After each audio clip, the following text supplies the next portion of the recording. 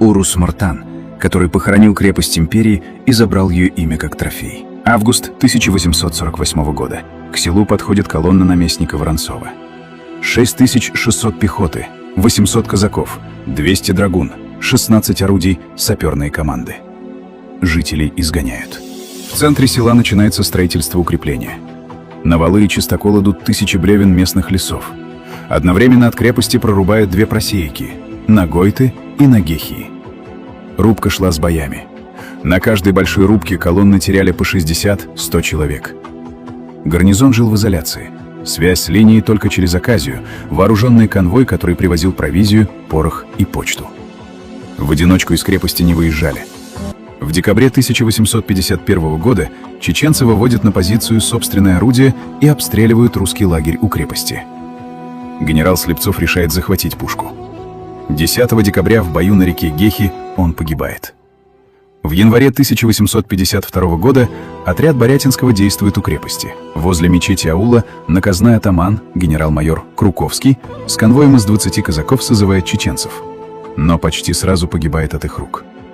Его некоторые ордена Шамиль продаст империи за очень дорогую сумму. В те же дни, 17 января, в укреплении с войсками находится юнкер Лев Толстой, который вскоре напишет произведение «Рубка леса», а перед смертью и Хаджи Мурат. Крепость простояла 8 лет. Малую Чечню она так и не привела к покорности. В 1856 году, в связи с решением строить новое укрепление на реке Гехи, гарнизон покидает Урус Мартан.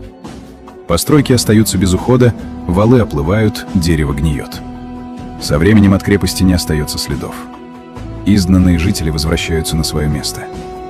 В 1857 году село еще раз подвергается нападению войск полковника Беллика, но люди остаются.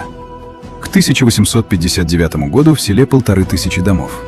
Это крупнейшее селение Чечни и одно из крупнейших на всем Северном Кавказе. После войны здесь работает один из главных хлебных рынков Чечни. К началу 20 века в селе десятки предприятий: лесопильни, кирпичные и черепичные заводы, пекарни, торговые заведения. Всего более 40 производств. 23 февраля 1944 года население депортируют в Казахстан и Среднюю Азию. Вскоре жители возвращаются, и селу возвращают историческое имя. В 1990-м Урус Мартан получает статус города. Крепость, давшая селу имя, исчезла полностью.